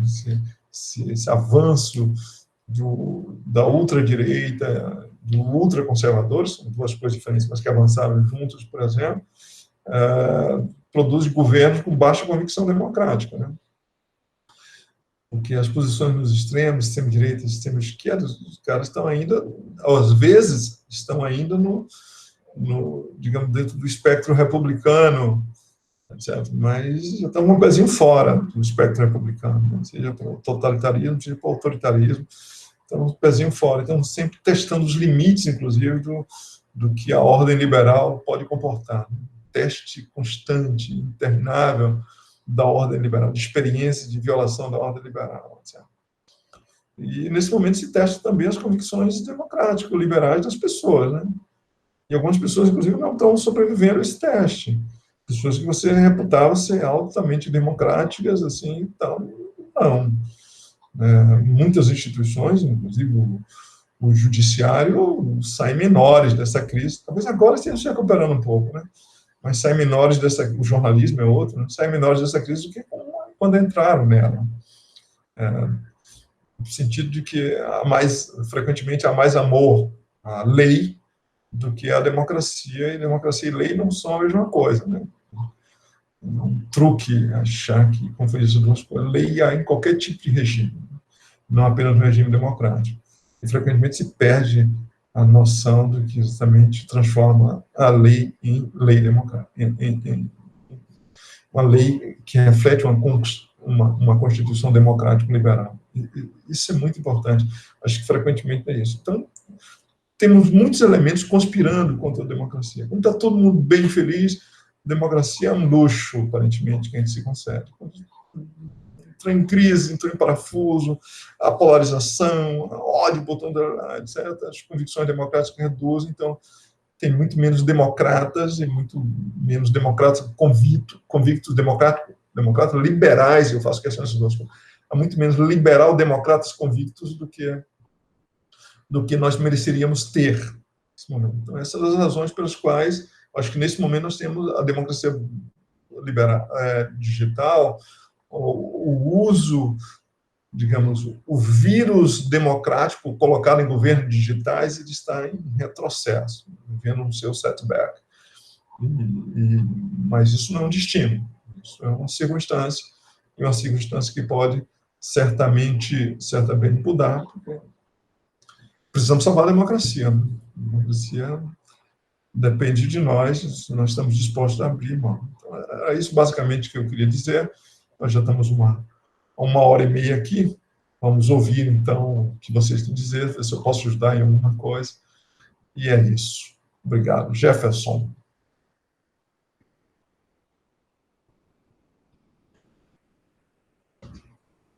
Bom, obrigado, professor. Você tá me ouvindo? Ouvindo muito bem. Então, que bom, muito obrigado, bacana a sua exposição. E aqui no chat nós já temos algumas perguntas. Não é? Uma delas é uma pergunta interessante, que diz respeito a um tema que, embora não diga respeito diretamente à democracia digital, mas a democracia nesse ambiente digital, mas diz respeito a algo que na nossa sociedade ainda é muito importante, é fundamental, qualquer sociedade. E o Maurício pergunta se você concorda com a regulamentação estatal dos meios de comunicação, no estilo da lei, ele cita, da lei de médios, lá acho que do México, da Argentina, teve alguma coisa nesse sentido. E eu colo nessa pergunta, dada a importância ainda que a televisão tem no Brasil, havia uma proposta acho que do governo Lula, de formar uma grande televisão, um grande canal de televisão público no Brasil. Era a TV Brasil, enfim, inicialmente era a congregação das TVs dos estados. Bom, isso foi abandonado, mas esse é um modelo que existe em muitos países. A Inglaterra tem um grande meio estatal, uma grande TV estatal, a Alemanha também tem. Enfim, então eu coloco para você a questão do Maurício, né, sobre a regulamentação estatal, e eu agrego o que você pensa de uma grande TV pública. Ok, Maurício, eu acho que isso é uma pergunta, assim, antiga. Essa pergunta era ótima em 2017, entendeu? É muito 2017 essa pergunta sua. Desculpa a brincadeira aí, mas eu acho que bom, primeiro, assim, brincar um pouco com esse pessoal, acho que o paradigma mudou. E estrutura esquerda ficou com a cabeça na televisão. Então, a cabeça está em 1980. A televisão foi, pouco a pouco, perdendo a centralidade na política. Então, assim, está isso. Está vendo o governo Bolsonaro firme e forte, com 30% de apoio, e que, basicamente, o jornalismo de referência é contra ele. É claramente contra ele, cada vez mais contra ele, nitidamente contra ele. Você pega os editoriais dos 3 grandes jornais brasileiros, tem da semana passada para cá, pedindo de Bolsonaro. E essa posição é muito clara com relação a isso. Isso, não obstante, jornais, televisão, etc., ele continua firme e forte aí, falando para o seu público. Quer dizer, as pessoas tendem, em geral, a culpar a Arena pelo resultado da briga, entendeu? Então, eu sou favorável a uma regulamentação assim, mínima, aquela que diz respeito a coisas como, por exemplo, propriedade cruzada dos meios de comunicação. Eu acho que isso funciona em toda parte do mundo. Assim, um princípio bastante civilizado. Se controlam isso, tudo bem. Mas as leis, os projetos de leis de regulamentação da mídia eletrônica que eu li eram absurdos. Eu, no governo Dilma, li um que uma vez fizeram uma armadilha para mim, eu acabei lá na Casa Legislativa, na Assembleia Legislativa de Minas Gerais, discutindo isso com os deputados do PT, mas era horrível. Tinha, inclusive, um dos artigos lá era que as TVs abertas tinham que oferecer 30 minutos todo mês para um grupo alternativo organizado apresentar a sua própria programação. Então, eles tinham que fazer um edital, aí os grupos, as ONGs disputavam e iam apresentar isso. que tem nisso aí democrático nesse negócio? Quando há, inclusive, TV pública, né, que ele precisou poder apresentar. Então, não era nem assim. A TV pública conseguia audiência e aí oferecia essa audiência ao Estado, aos órgãos da sociedade civil. Não. Queriam já a audiência conseguida pelas TVs privadas seriam oferecidas para a sociedade. Esse tipo de projeto que, de uma maneira, na minha opinião, desqualificou todos esses modos de tentativa de regulamentação da TV, da mídia eletrônica no Brasil. Né? Então, primeiro, tem um problema da extemporaneidade. Eu acho que hoje falar nisso é você não olhar onde é que está o centro da coisa, né? O centro da disputa está em outro ponto. Feliz ou infelizmente foi isso que aconteceu. A desintermediação nos levou a tal ponto de que o gabinete do ódio hoje é muito mais importante do que toda a Globo News e o Bonner. Eu não quero magoar Bonner, tem uma cara, inclusive, boa cara de genro, mas Bonner e a Globo News têm muito menos relevância na formação da decisão política hoje no Brasil do que o famoso gabinete do ódio, lá de Carlos Bolsonaro e do Bolsonaro, por exemplo. Né? E como você vai regulamentar isso? Então, não é sobre regulamentação. Quanto a ter uma TV pública, nesse sentido não estatal, aparentemente não deu certo, né? Eu acho que aqueles casos, Jefferson, de boas ideias com uma implementação defeituosa. Não deu, não conseguiu público, não conseguiu ser estatal, ele continuou sendo governamental, mais um instrumento governamental, que não teve a ligação dele com o público, não se consolidou. Não temos, infelizmente, a nossa experiência republicana com chamada órgãos independentes, ela é muito limitada, gostamos de coisas independentes. Quem governa quer tomar tudo e controlar tudo, então, infelizmente, a implementação não deu certo. Né? Basicamente isso. Mais alguma coisa? Tem mais uma pergunta. O Maurício faz umas observações aqui, depois eu digo, mas primeiro eu vou passar a pergunta do Murilo. Murilo Oliveira, que pergunta como a liberdade individual de decidir na política, consumo e trabalho é afetado pela datificação. Esse é um dos dilemas, meu caro, aí do problema da datificação. Tem uma série de problemas éticos e uma série de problemas legais relacionados a isso. Né? Tem uma turma trabalhando pesado para tentar resolver essas questões aí. Tem uma lei geral de proteção de dados agora no Brasil, aí, sabe quando vai ser implementada, etc., que é fundamental para isso. É uma cópia um pouco da lei geral de proteção de dados da Europa. Eu fui apresentada na Alemanha, é o lugar onde se implementa isso melhor, porque lá tem autoridades eleitas independentes do Estado, do governo, para implementar isso, inclusive por estados, tem uma federal, mas tem também umas organizações de proteção de dados locais, e todo mundo se debruçando com isso, como proteger, dados são produzidos de qualquer maneira, as empresas têm direito de negociar meus dados, ou usar esses meus dados como lhe aprouver, só pode ser usado no determinado limite, eu tenho que autorizar que use meus dados, as pessoas têm direito de estocar o dado sem usar, né? Quando alguém pede o dado, não deveria me dizer o que é que ele faz com o dado. Eu tenho direito de ser esquecido. Na Alemanha, uma das coisas que eles se orgulham bastante é disso, né? do direito de ser esquecido. Né? Então, você está falando de uma coisa que está assim, na ponta da lança, eu acho, nas questões de direito e de ética hoje, que é a questão dos dados, da proteção de dados e do uso dos dados das pessoas por empresas, corporações e pelo próprio Estado. Né? Não sabemos para onde isso vai. Na Alemanha eu tenho a impressão que tem coisas muito interessantes, mas, por outro lado, é uma cidade muito paranoica, eu vi lá há muitos anos, sei disso. A Alemanha são paranoicos com dados, com comunicação, coisas desse tipo. Então, você tem uma coisa curiosa, por exemplo, você não pode fazer raspagem de dados do Twitter na Alemanha para poder estudar, fazer pesquisa. Então, a pesquisa científica ela é bastante atrasada nesse sentido, simplesmente porque não pode raspar nada, raspar nenhum dado. Você teria que, em princípio, ter autorização de cada uma das pessoas para poder usar os dados. Não torna impossível. Então, o excesso de produção de dados também pode gerar uns efeitos meio negativos aí.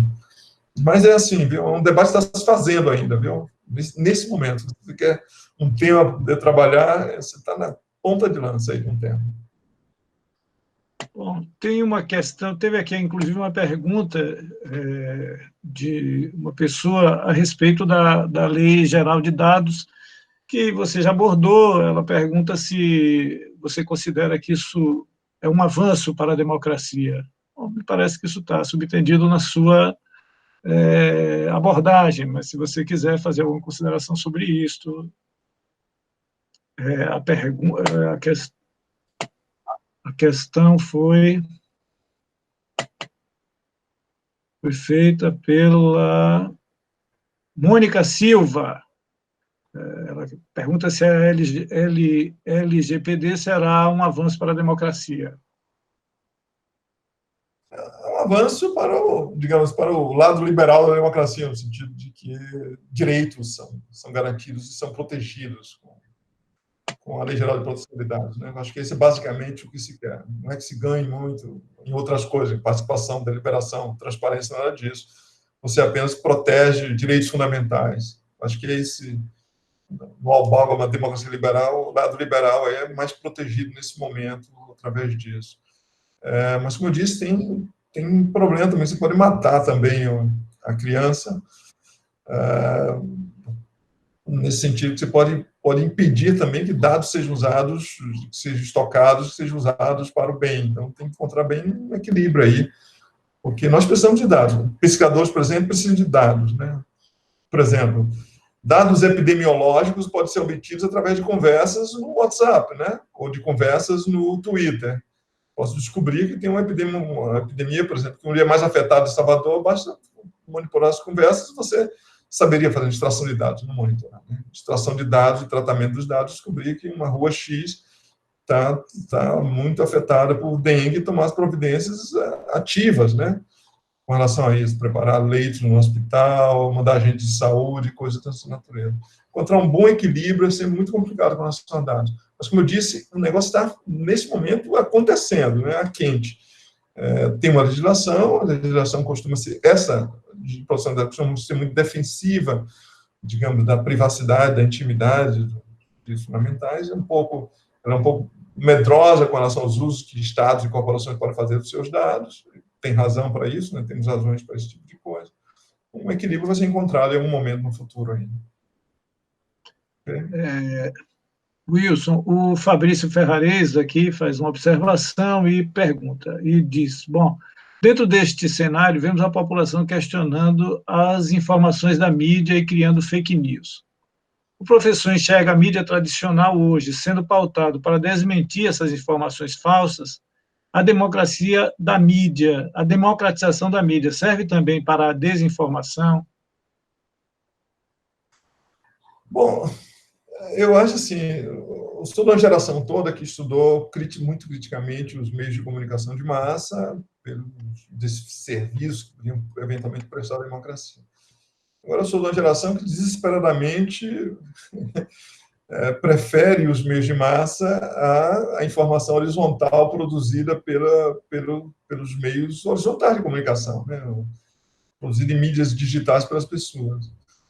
Hoje, acho que, inclusive, serve, nesse momento, para a gente um pouco reavaliar os julgamentos que fazia sobre o jornalismo profissional. Né?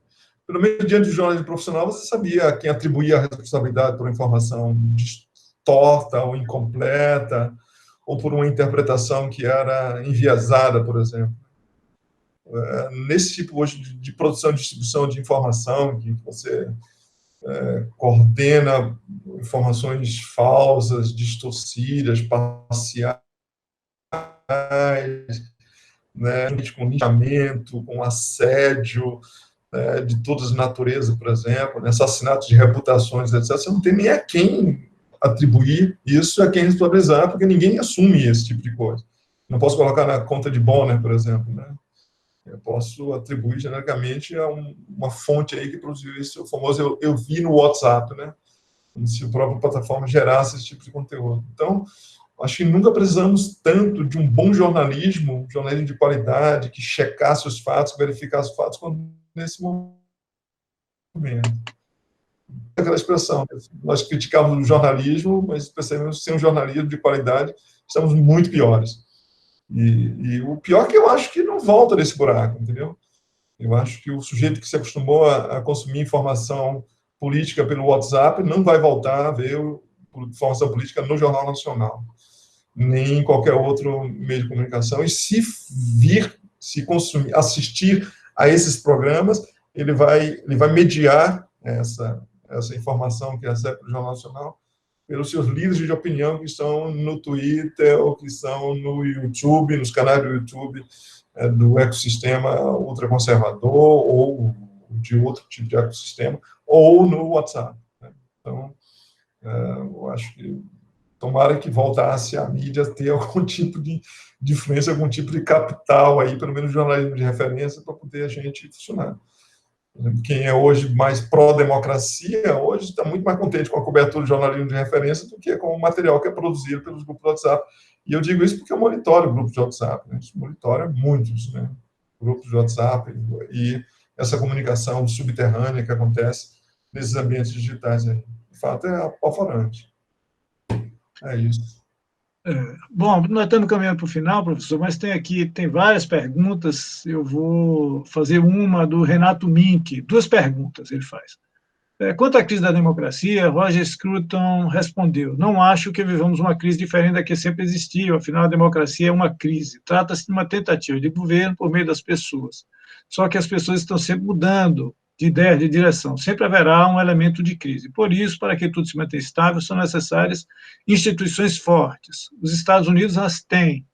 Como temos visto recentemente, há muita raiva no país, mas as instituições são fortes o suficiente para manter a estabilidade. Isso é tudo o que podemos desejar. O que acha? 2, o judiciário não é culpado pela crise também, já que faz um ativismo judicial sem accountability?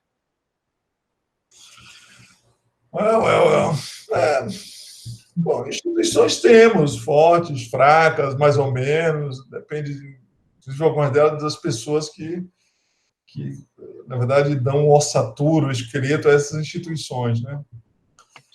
Há momentos em que elas são mais lúcidas, momentos em que elas são menos lúcidas. Então, temos instituições, é sempre a história. As instituições vão conter os malucos, os extremistas, as pessoas que têm baixa convicção democrática, às vezes não contém, né? Às vezes, infelizmente, não é capaz de oferecer todos os constrangimentos, as limitações possíveis. Eu acho que instituições são fundamentais, óbvio. Eu sou um institucionalista, assim. Acho que as instituições, os ritos, aqueles que defendem as regras do jogo, elas são fundamentais, mas precisa, sobretudo, de democratas, entendeu?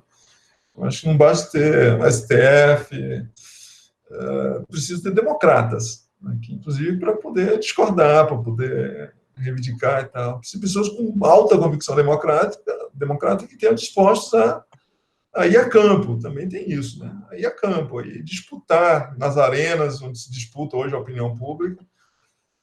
Por isso que eu dou sempre conselho para meus amigos aí, que ficam reclamando de negócio, mas em mídias digitais acontece isso. Entra, vai lá, né? Participa, diz alguma coisa.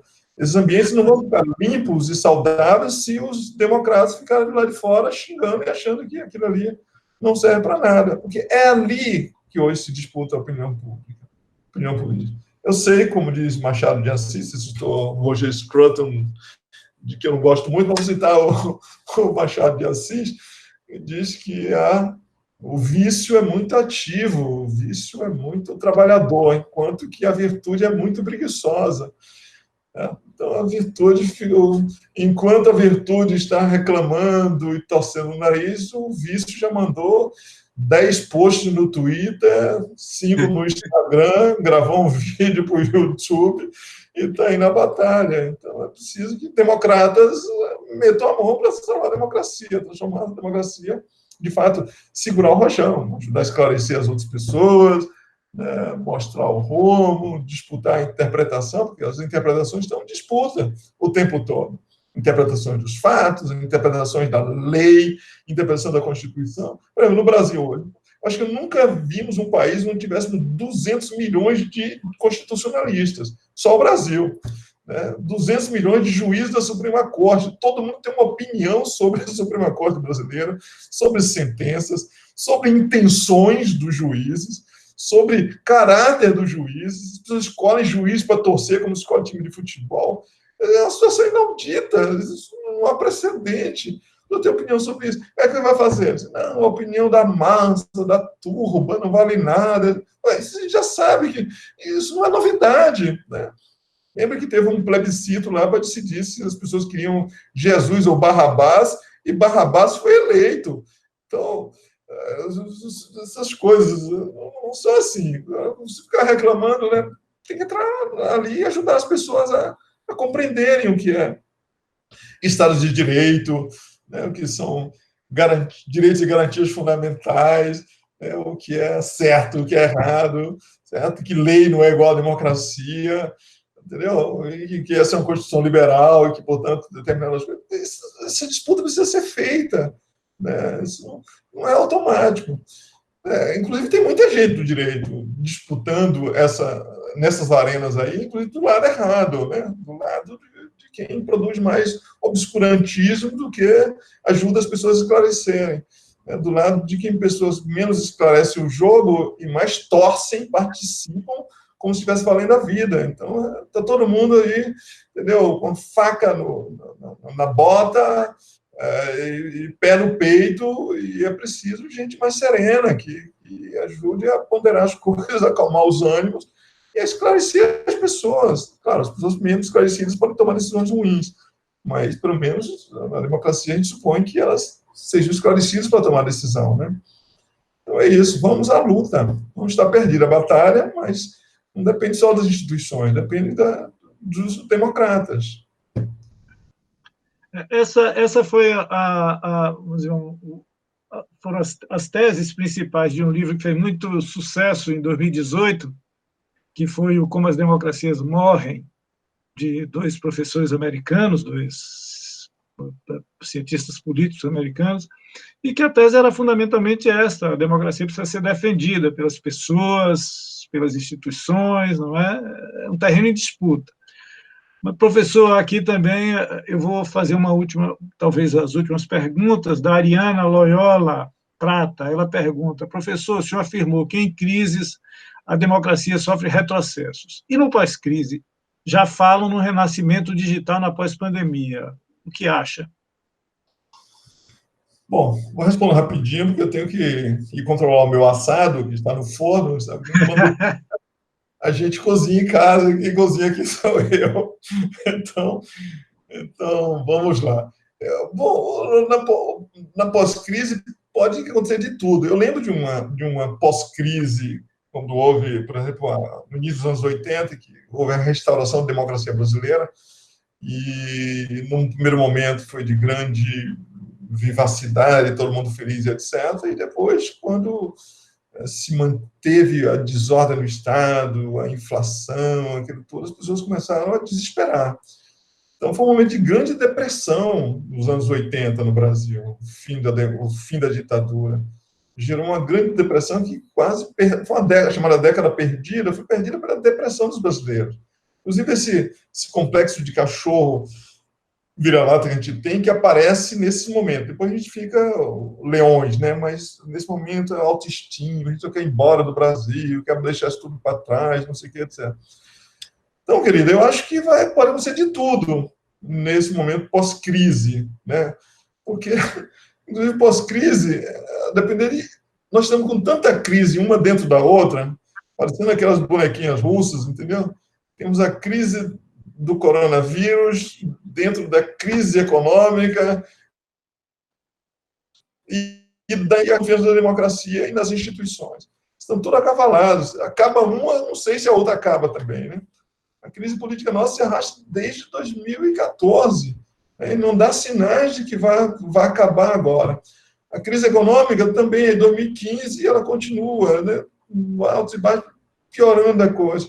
Então, não sabemos quando vamos acabar. Crise não vamos acabar. Crise são também circunstâncias interessantes para pensar coisas legais, né? Para para pensar alternativas, etc. Mas eu acho assim, o país e a democracia não vão se curar sozinhos, né? A gente tem que fazer alguma coisa. Os instrumentos digitais devem estar a servir, pode servir para isso, mas como você está vendo, hoje a gente está lutando hoje para que os instrumentos digitais não acabem com o resto da democracia que a gente tem. Então eu não queria assim, deixar vocês tristes, apesar da quarentena, mas eu queria deixar vocês animados. É preciso fazer alguma coisa. Então é preciso ocupar esses espaços. Precisamos de lucidez, né?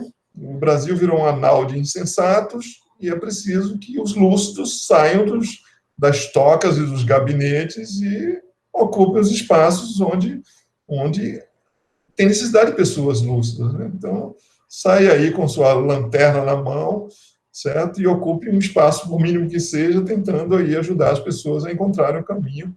Acho que é o melhor que a gente pode fazer nesse momento e, naturalmente, segurar as pontas, segure-se no que puder, porque ainda pode piorar um pouquinho, mas é isso. Democratas têm que... A democracia é uma tarefa. A gente tem que meter mão, né, porque ela não vai se consertar sozinha. É isso? Obrigado, gente. Obrigado, Jefferson. Obrigado, André. Obrigado a todos vocês, tá? Professor, eu vou agradecer também, tem ainda muitas questões, todos estão elogiando, agradecendo a oportunidade de debater esse tema, esse é o sentimento de todos nós, muitos lhe achando um otimista, isso é bom, você deu uma injeção de otimismo, mas, então, muito obrigado, o seu assado não vai queimar, eu também tenho que cozinhar aqui em casa, mas tem uma última pergunta que eu queria fazer, que foi feita pelo Marcelo Moraes. Se o senhor tem algum livro, pelo menos um livro, para indicar sobre este tema, sobre o tema que você falou aqui para nós. Então, era isso, eu lhe deixo essa última pergunta, uma pergunta rápida, lhe agradeço a participação de todas, tem muitas observações aí no chat, mas é isso, foi ótimo, muito obrigado e bom almoço. Tá bom. Obrigada, professor. Obrigado, querido. O livro para indicar para o Marcelão. Marcelo, vou indicar um livro meu. Como o livro é quase de graça, então, e você acha lá, então não é nem publicidade, tá? Se você quer sobre democracia digital. Um livro que eu faço é a história da ideia de democracia digital. Um pouco resumo isso aqui. Você pode comprar na Amazon, porque é um livro feito por uma empresa pública, então ele deve estar, acho que R$4, R$5, etc. Ou você pode baixar também em PDF, se você gostar. Ele só existe eletrônico, tá? Você pode baixar em PDF também no site do INCTDD da gente, que tem lá, etc. O livro se chama Democracia no Mundo Digital. É um livro de 2 anos, eu publiquei há 2 anos, então tem uma boa síntese disso tudo que eu falei para vocês, democracia. É um livro curtinho, é um livro para iniciar mesmo o tema da democracia digital. Valeu? Valeu, muito obrigado, professor. Valeu, obrigado, gente. pessoal. Bom almoço para vocês.